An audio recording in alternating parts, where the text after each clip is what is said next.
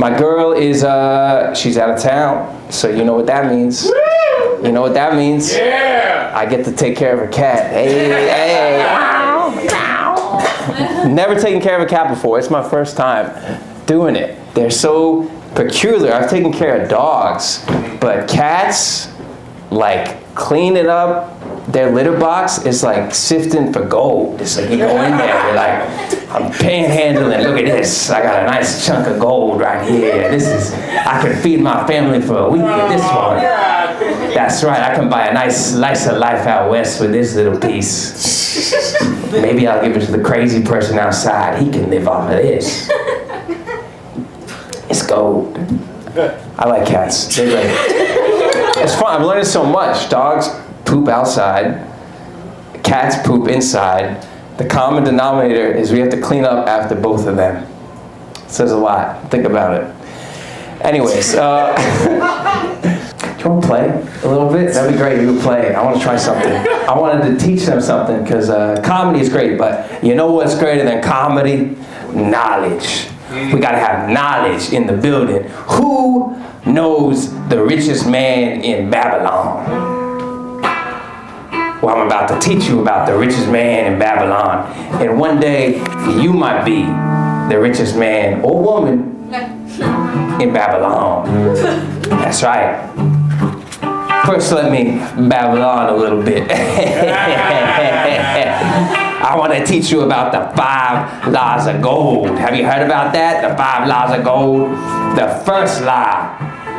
Gold cometh gladly in increasing quantity to any man who will put by not less than 1/10 of his earnings to create an estate for his future and his family. Just like I sifted for gold this morning, you can do the same.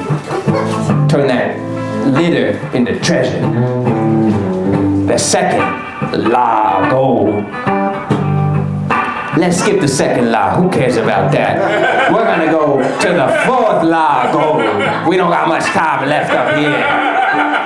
And we all gotta make it to Babylon. The 4th law of gold. Gold slippeth away from the man or woman who invests in businesses or purposes with which he is not familiar or which are not approved by those skilled in his keep. AKA, don't give money to a broke man and expect it to multiply. The last law of gold.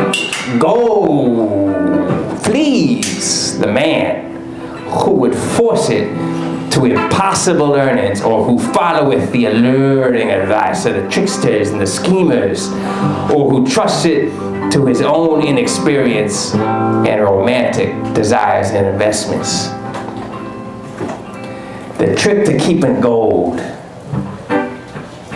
is to be realistic. That's right. Just like in your relationships, let your man feel like a man once in a while. Let your woman feel like a woman. We're all human. We don't have to worry about perfection. Just be yourself, and the gold will cometh. Amen. Thank you. Thank you, Mike.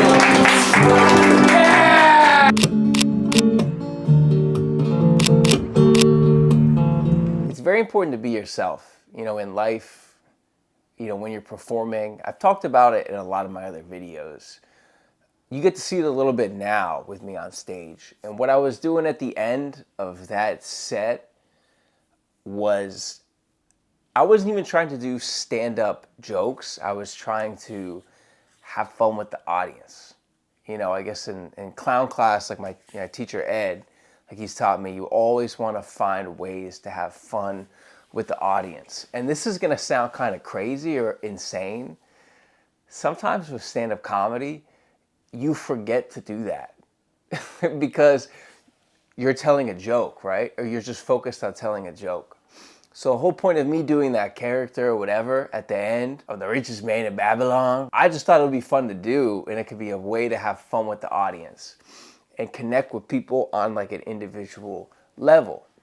And it was fun for me to do. You always need to find ways to be yourself. Even if you're like a character, it's me playing a character, right? And an audience can see that. You know, and I'm trying to reconnect with myself through my performance.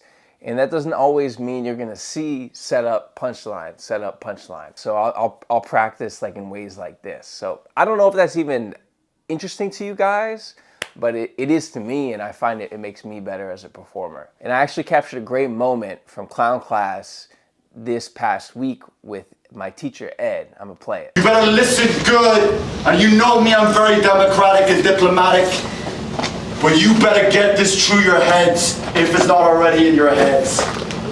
It's never, ever, ever, ever the material's fault. I don't give a shit how bad you think the material is, it's all you making the material work. That's a fact. I get very emotional about this. And if you have other clown teachers who say the opposite to that, they have something missing in them, mentally. When you do this, you're not George fucking Bernard Shaw. You're not a great writer. You're a fucking So commit to the I got very emotional, and I'm glad you brought it up because that really triggers me. So I think that that's a really good example of what I mean. And I think Ed's a genius. I think he hit the nail on the head there. My name is Becky Goodman. I'm going to be your host tonight. Coming up in 2, we've got Hymn. On deck, we've got Steven Sahelnick. But coming to the stage right now. Okay, you want to hear something really hilarious?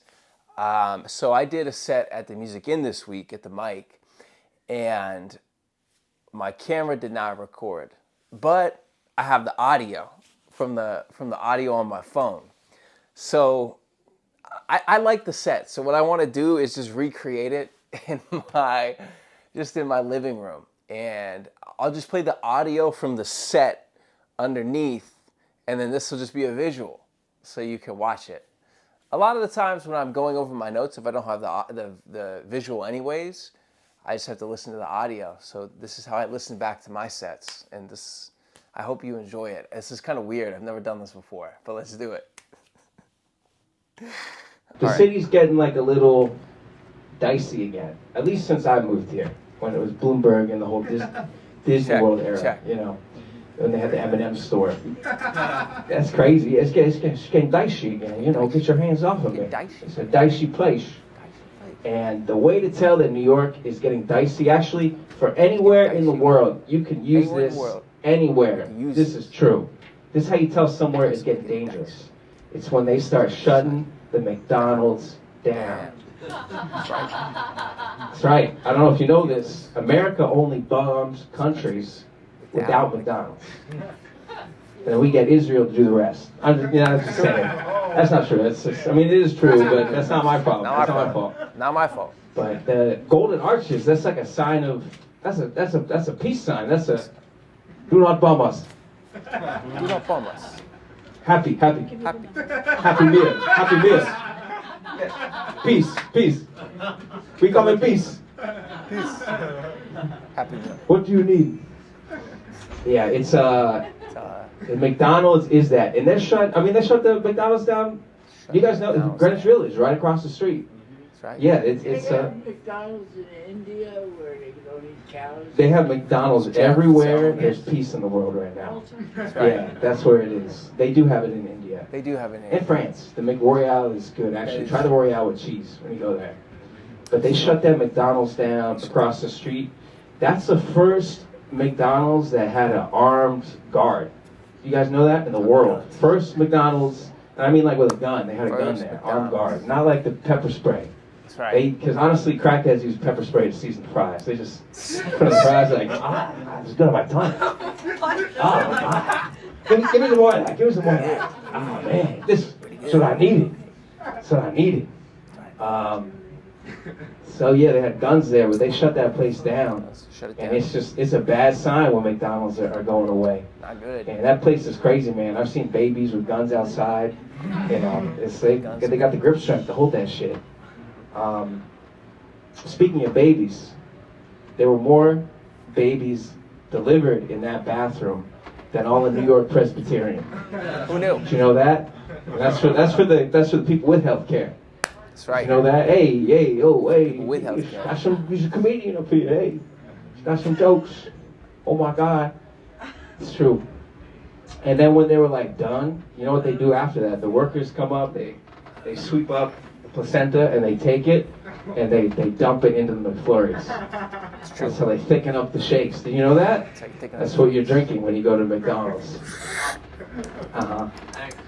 You're welcome. Well, that's why the machine is always broken. It's because the placenta it dunks up the gears. It's disgusting. Hey, you're looking at me like I'm the problem. This is McDonald's. Grimace shakes? You guys try Grimace shakes? The purple shakes? That's just a premature baby placenta. That's what that is. That's disgusting. It's a baby who held his breath too long. Well, the baby's alive. It's just the placenta. It's just what. Hey, Gwyneth Paltrow eats her placenta. I didn't make this up. Which means it's gotta be okay. If she does it, if a white lady with good skin in the movies eats her placenta, we already know it's gotta be okay. Hollywood's never lied to us, right? Not once. Never. What's up? On the operating table, she grabs her placenta and starts eating it. She doesn't have kids because she's undead, but she'll take other kids' placenta and she'll put it in her little morning coochie tea, whatever. She'll just sip it. Yeah. You guys were okay. All right, thank you. Keep going back. That was it. Thank you. That was different. I've never performed in front of a camera from a recording to try to give you a visual. So I don't know if you like that or not. I enjoyed it. That was very different. But I liked it. All right. That's it for me this week. It was a pretty busy week. I had my birthday this week. I'm going to go to Puerto Rico to actually celebrate with my girl this weekend. So I won't have a vlog this week, but I will the following week. Thank you for watching. It was a little different this time, this week, but thank you for watching, and I'll see you back the following week. Peace.